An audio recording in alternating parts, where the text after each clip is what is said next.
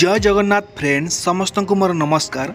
तो ये वीडियो रे आमे गोटे बड़ टॉपिक उपरे डिस्कशन करबा जोटा कि आउटसोर्सिंग कर्मचारी मानक पई एक अस्वाभाविक परिस्थिति सृष्टि होईची। आज्ञा हजूर दयाकोरी टिके आखि खोलंतु। विष पी आत्महत्या उद्यम करिसेंती एक कर्मचारी। निहाती भाव संपूर्ण रूप भिडियोटी देखंतु। जो माने आउटसोर्सिंग कर्मचारी अछंती सेमानक प्रति केमिति अवहेला होउची एवं सेमाने केमिति प्रतारित होउचंती ए भिडियो रे हमें जानिबा। तेनु भिडियोटी डिटेल्स निहाती भाव देखंतु। ता सहित जो माने चैनल को नुआ आछंती निहाती भाव चैनल को सब्सक्राइब कर रखंतु, जहाद्वारा कि लेटेस्ट एजुकेशन इनफॉरमेशन सर्वप्रथम पाई परिबे। ता सहित भिडियोटी को लाइक कर निज फ्रेंड्स मानक सहित बहु मात्रा शेयर करंतु, जहाद्वारा कि इनफर्मेशन समस्त पाखे पहुँच पार मैंने जानीपारे कि केमिति आउटसोर्सिंग कर्मचारी माने परिस्थिति सामना करुँच से प्रतारित होती कौन हो परिस्थिति समस्त खबर आपण मैंने जानीपारे। तेज भिडियोटी शेष पर्यटन देखूँ। तेज चलतु डेरी नक भिडियोटी स्टार्ट करवा।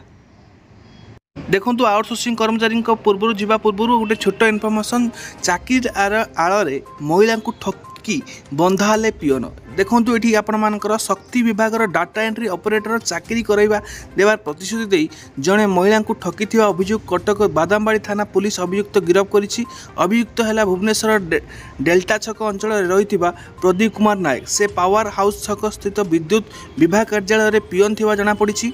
पुलिस ता निकटर 2टी car, bank passbook, ATM card, mobile phone इत्यादि जबत कर शक्ति विभाग नियुक्ति देवार प्रतिश्रुति दे से बहु लोकों ठारू कोटी कोटी टंका ठकी सन्देह कराउछि। ता ना रे ठकी अभियोग थिबारु ताको निलंबन कराइछि। पुलिस सूचना जोई कटक खाननगर रे सूर्यकांत स्वाई को चाकरी कराई देबा को प्रतिश्रुति दे धूर्त पिओन प्रदीप 6 लाख टंका नहीं किंतु परवर्ती पर्यायर धरा छुआ दे नथिले। तेणु सूर्यकांत अगस्ट 17 बादामबाड़ी थाना रे अभियोग करथिले। ठक प्रदीप ना रे नवा दिल्ली थाना रे 2टी ठकई मामला रही। तो तापर देखा चलतु एटा जो रही आउटसोर्सिंग कर्मचारी मानक पई ऑफिस गला बेलू चाकरी नाही। विष पीदेले महिला कर्मचारी। एक अस्वाभाविक घटना घटी आपण मैंने देखिपे मयूरभंज जिला जामदा ब्लॉक कार्यालय में जड़े महिला कर्मचारी विष पी देइछंती। ऑफिस को गला बेलू तांको सीट रे आउ जणे बसी कार्य करितुवा देखि से एभली पदक्षेप नैतिले। चिकित्सा पर तांको घर को पठाई दिया जाइछि।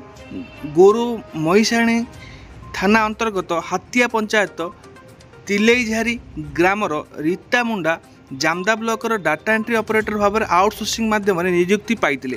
हेले तांको स्थान में अन्य जन को नियुक्ति दि जाइथिबा सूचना पाइतिले। आज तांको सीट रे अन्य जन बसी काम करथुवा देखि से आनिथिबा विष पी देइतिले। ब्लॉकर अन्य कर्मचारी तांको जामदा गोष्ठी स्वास्थ्य केन्द्र में भर्ती करथिले। सेठारे तांको रायरंगपुर उपखंड चिकित्सालय को स्थानांतरित करा जाइतिला। चिकित्सा पर से विपदमुक्त अछंती एवं तांको घर को पठाई दिया जाइथिबा जणा पड़िछि। घटना संपर्क में जामदा वीडियो देवाशीष पंडा सहित जोगाजोग करिबारु से कहते तांको नारे अनेक थर अभियोग आसी बदली पाई जोगाण विभाग को चिट्ठी लिखा जाइतिला। तेबे क्यों कारण पाई से विष पीचंती जानि नथिबा वीडियो कहते। अन्य पक्षरे ए संपर्क रीता पंडा को पचारिबारु तांको 6 मास पर पुनः नियुक्ति दिया जाओ बोली वीडियो कहते, जहाँकि बहिष्कार सहित सामान। तांको स्थान में अन्य जन को नियुक्ति दि जाइछि। से जड़े गरीब परिवार 2019 मसीह चाकरी कर निजर परिवार चलाउथिले। वीडियो मौखिक भाव तांकर चाकरी चली जावा कथा कहिबारु से मानसिक भारसाम्य हराई विष पी आत्महत्या उद्यम करथिबा कहिसेंती। तो निहाती भाव एक अभावनीय घटना अस्वाभाविक घटना आम कहीपर आउटसोर्सिंग कर्मचारी मानक पई। केबे आमर शुणिबे मुख्यमंत्री यही आउटसोर्सिंग कर्मचारी कथा एवं केबे सेमानंकर जहाँ भी प्रॉब्लम रही समाधान हम। आज्ञा हजूर टिके या पर ध्यान दिंतु। यही पर आपण मानकर मतामत निहाती भाव जनइबे कमेंट रे। वीडियो को लाइक कर निज फ्रेंड्स मान सहित शेयर करेंगे। चैनल को नुआ आसले सब्सक्राइब करेंगे। तो आज एति पुणी देखा नुआ वीडियो से पर्यंत विदाय नउछि। नमस्कार, जय जगन्नाथ, धन्यवाद।